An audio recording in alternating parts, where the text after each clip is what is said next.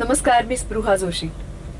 Lights, camera, action आणि रंगभूमी या दुनियेमध्ये वावरताना कुठे ना कुठे आमच्यासारख्या कलाकारांचं आरोग्याकडे दुर्लक्ष होतं.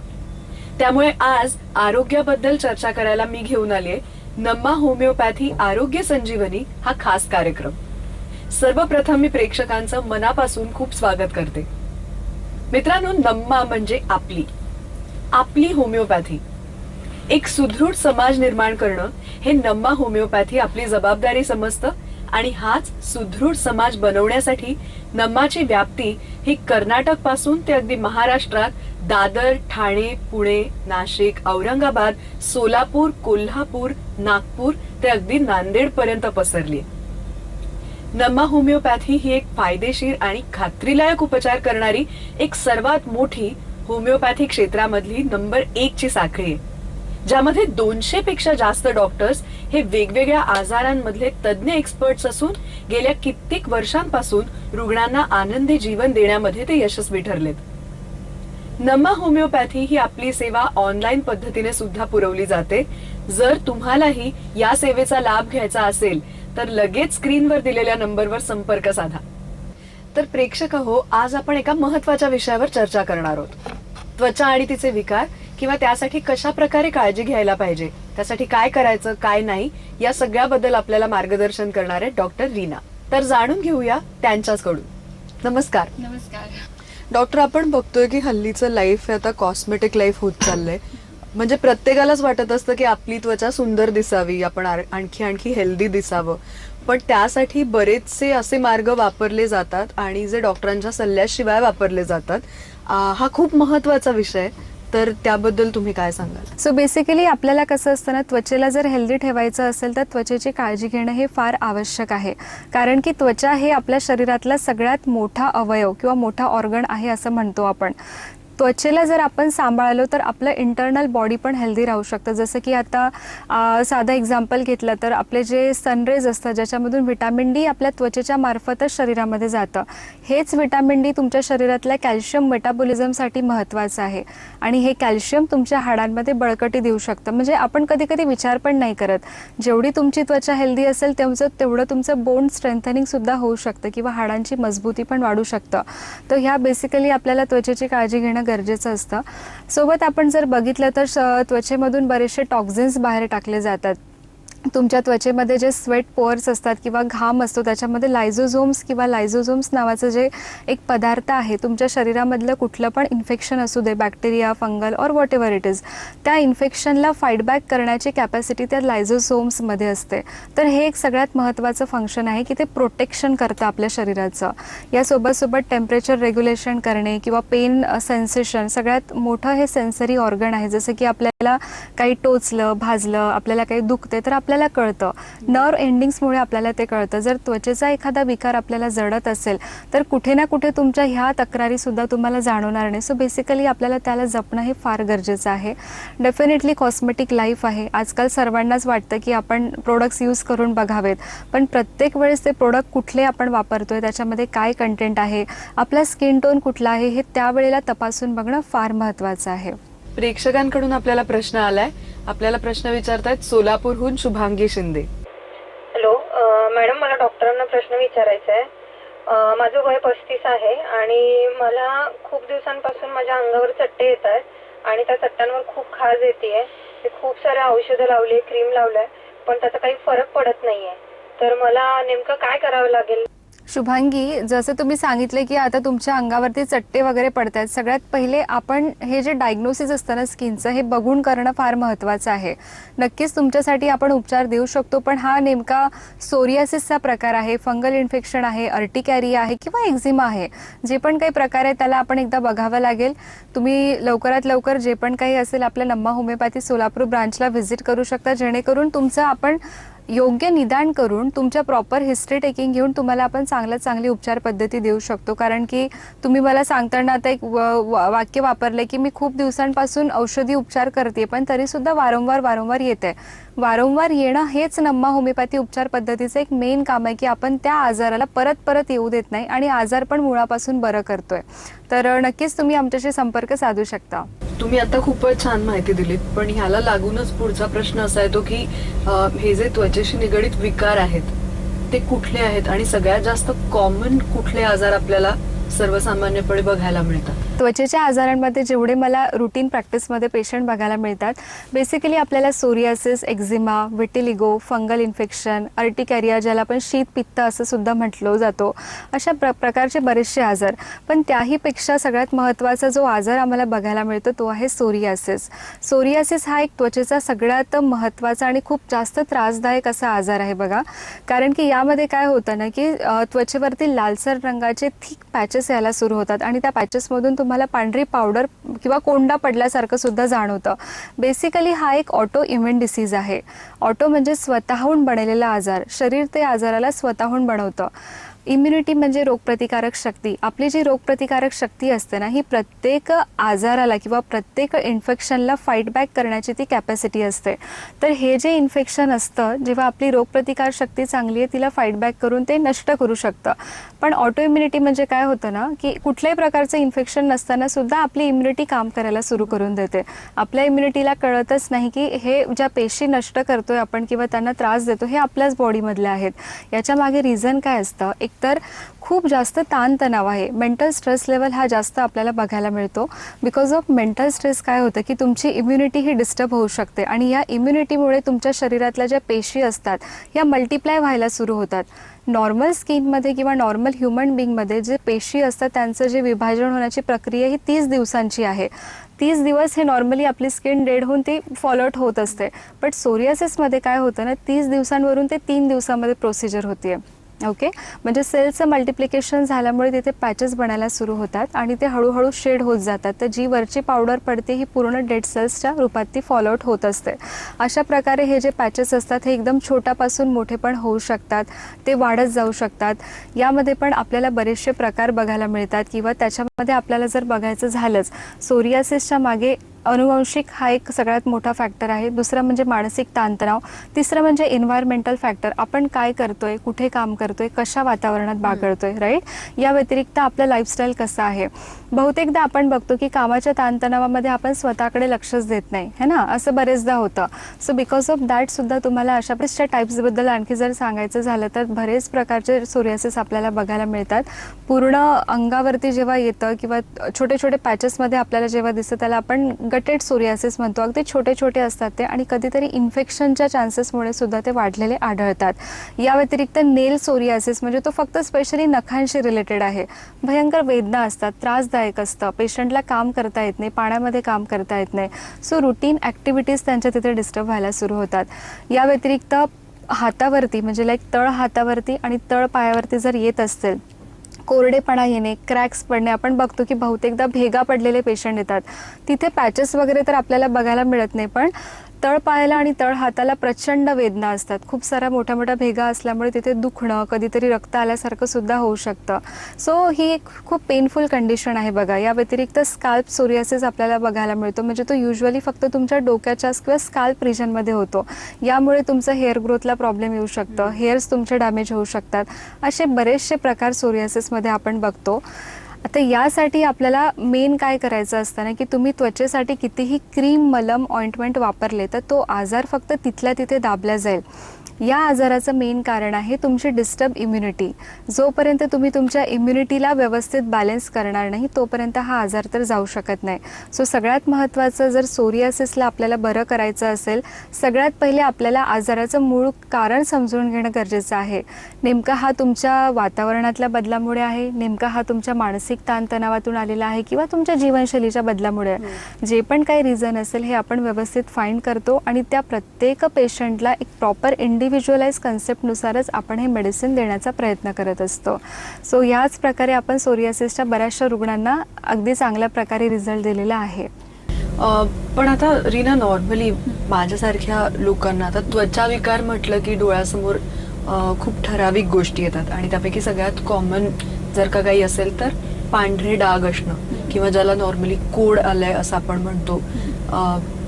तेवढीच माहिती असते त्वचा विकारांबद्दल खरं तर.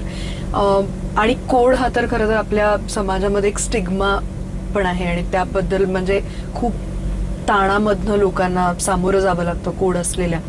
तर ह्याबद्दल थोडीशी माहिती जर का तुम्ही दिलीत तर खूप बरं होईल. कित्येकदा आम्हाला बघायला मिळतं की त्वचेच्या आजारांबद्दल ना ते त्वचेचे आजार लपवले जातात, उपचार नाही घेत त्याच्यावरती. कारण की आपण जेव्हा 4 लोकांमध्ये जातो, समाजामध्ये जातो, आपल्या त्वचेवरती काहीतरी पॅच आला, काही जखमा झाल्या, इवन छोटासा पिंपल जरी आला ना तर आपण कॉन्शियस होऊन जातो, अरे मी चांगली दिसतेय का, मी ठीक दिसतेय का, अशा प्रकारचं एक असतं. सो या आजारांना आपण लपवण्यापेक्षा त्याच्यावरती लवकरात लवकर उपचार घेणं आवश्यक आहे. आता कोडबद्दल ना फार गैरसमज आहे लोकांच्या मनात, राईट.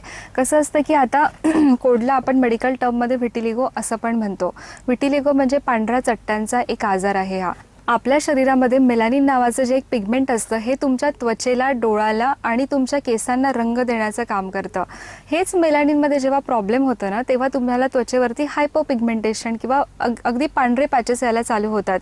मेलानिन नावाचं जे हॉर्मोन असतं हे तुमच्या शरीरामध्ये पिट्युटरी नावाची जी एक ग्रंथी आहे त्यामधून रिलीज होत असतं आणि हेच मेलानिन हॉर्मोन तुमच्या शरीरातल्या त्वचेवरती मेलानोसाइट नावाच्या एक छोट्या छोट्या पेशी असतात.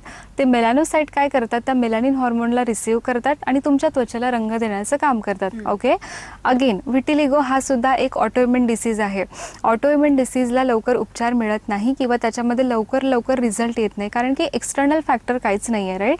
आपण जसं की बघतो की काही इन्फेक्शन झालंय, काही ॲलर्जी झाले, काही लागलं तर त्वचेवरती लगेच काही ना काही सिम्पटम्स येतील. व्हिटिलिगोमध्ये असं कुठलंही कारण नाही आहे.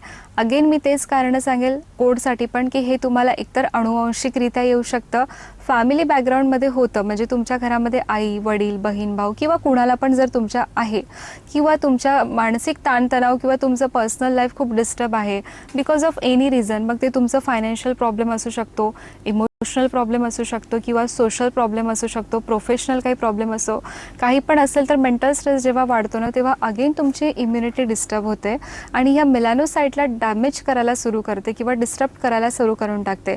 यामध्ये होतं काय की समजा एक पण मेलानिन पिगमेंटचं जे सेल आहे ते जर तुमचं डॅमेज झालं ते अगेन दुसऱ्याला, तिसऱ्याला, चौथ्याला, तर ही रिकरंट एक प्रोसेस चालू झालेली असते. सो बेसिकली होतं काय, एक छोटासा पॅच जर तुमच्या शरीरावरती पडतोय तर तो हळूहळू केव्हा वाढेल आपल्याला कळणार पण नाही, अगदी ऑल ओव्हर बॉडी पण कव्हर होऊ शकते. यासाठी कित्येकदा बघितले आपण की मेलानिन पिगमेंटच्या गोळ्या घेतल्या जातात, पण हे काय असतं ना, एक एक्सटर्नल हॉर्मोन पुरवलेलं आहे, इंजेक्शनच्या स्वरूपात पण ट्रीटमेंट घेतली जाते. किती दिवस काम करणार, जोपर्यंत केमिकलची ॲक्शन आहे तोपर्यंत ते काम करणार. ज्या दिवशी मेडिसिनची ॲक्शन संपणार again back to the normal stage आपण येऊन जातो. सो या आजाराला जर बरं करायचं असेल तर पहिले आपल्याला इम्युनिटीला बरं करणं आवश्यक आहे, तरच तुम्ही तुमच्या आजाराला प्रेझेंट स्टेटमध्ये थांबवू शकता, आजाराचा वाढणारा प्रोग्रेस कट डाऊन करू शकता आणि त्याच्यामुळे होणारे कॉम्प्लिकेशन्स पण कट करू शकता. बहुतेकदा आपण बघतो की कोड असले तर लोकांना खूप डिप्रेस फील होतं, अरे मला झालंय, माझ्या पुढच्या पिढीला होणार का, किंवा मला कोणी काही म्हणेल का, किंवा माझ्याकडून हा आजार कोणाला पसरेल का, बरेचसे गैरसमज असतात. आता कित्येकदा माझ्याकडे पेशंट येतात, एक 60 वर्षाचे आहेत आमच्याकडे पेशंट, त्यांचे नातू त्यांना नाही देत, म्हणजे त्यांची मुलं त्यांच्याकडे देत नाही कारण की त्यांना कोड आहे. त्यांना असं वाटतं की हे आमच्या मुलांना स्प्रेड झालं तर, बरोबर, इमोशनली माणूस खचून जातो अशा वेळेस. सो इथे आपल्याला फक्त फिजिकली ट्रीट नाही करायचं आहे पेशंटला, पेशंटचं मानसिक आणि शारीरिक स्वास्थ्य जेव्हा तुम्ही बरं करताना तेव्हा आपण पेशंटला पूर्णपणे उपचार देऊ शकतो आणि त्यांना बरं करू शकतो. सो वरवरच्या उपायांपेक्षा मला रूट कॉज पर्यंत जाणं जास्त गरजेचं असतं. अगदी बरोबर. पुढचा प्रश्न आपल्याला विचारतात मीरा कुलकर्णी नागपूरहून. तुमचा प्रश्न विचारा. मॅडम, मला सोरायसिसचा त्रास आहे. मागच्या 10 ते 12 वर्ष झालेत मॅडम. सुरुवातीला ते चट्टे थोडे माझ्या अंगावर होते, त्याच्यासाठी मी क्रीम लावलं, पण थोड्या दिवसानंतर ते चट्टे माझ्या पूर्ण शरीरावर पसरायला लागले. आता खूप दिवसांपासून खूप औषधं गोळ्या घेतेय मी, पण त्याचा काहीही फरक पडत नाही. वातावरणामध्ये काही बदल झाल्यानंतर ते चट्टे जास्त वाढतात आणि कधी कमी होतात. तर नेमकं तुमच्या नमा होमिओपॅथीमध्ये माझ्या या आजाराला उपचार आहेत का? नक्कीच मीरा, तुमचा जो सोरियासिसचा त्रास आहे गेल्या 10-12 वर्षापासून तुम्ही सफर होत आहे, तर मी समजू शकते की हे किती त्रासदायक असू शकतं. कारण की सोरियासिसमध्ये सतत येणारी खाज, अंगार किंवा पांढरं एक पावडर सतत पडत राहणे, त्वचा पूर्ण खराब दिसायला सुरू होते. व्यवस्थित तुम्ही औषधी घेतलंय पण तरीसुद्धा आजारपण काही गेलेलं नाही आहे. वातावरणाच्या बदलामुळे जे तुम्ही एक पॉईंट सांगितला मला, कसं असतं ना, सोरियासिस हा एक आजार एखाद्या स्ट्रेसफुल सिच्युएशनने किंवा अनुवांशिक पद्धतीने तर येणार, पण आपल्याला ते आजारपण एखादा ट्रिगर फॅक्टरमुळे वाढू शकतं. जसं की वातावरणातले बदल असू देत, खाण्यापिण्यामधला एखादा पदार्थ असू शकतो किंवा लाईफस्टाईलमधले काही चेंजेस असू शकतात. तुम्ही लाईफस्टाईल जरी मॅनेज केली, व्यवस्थित मॅनेज केलं, पण आजाराचं मूळ कारणापर्यंत जोपर्यंत जाणार नाही, आजार पूर्णपणे बरा होऊ शकत नाही. नमा होमिओपॅथीमध्ये आपण आजाराच्या रूट कॉजपर्यंत ट्रीटमेंट करतोय, तर लगेच तुम्ही आपल्याला संपर्क करू शकता, जेणेकरून तुम्हाला लवकरात लवकर आम्ही मदत करू शकू. धन्यवाद मीरा. मला वाटतं तुम्हाला हा जो सगळा ताजेपणा आहे तो टिकवून ठेवण्यासाठी आणि शक्यतो जितकं होईल तितकं आजारांना दूर ठेवण्यासाठी तुम्ही प्रेक्षकांना काय सल्ला द्याल? म्हणजे इम्युनिटी कडे लक्ष द्या हे तर तुम्ही इतका वेळ सांगताच आहात, पण त्या व्यतिरिक्त नक्कीच मला सांगायला आवडेल, एक कोट वाचला होता मी, म्हणजे तुमचं जे पाणी असतं ना, हे तुम्ही जेवणासारखं घ्या.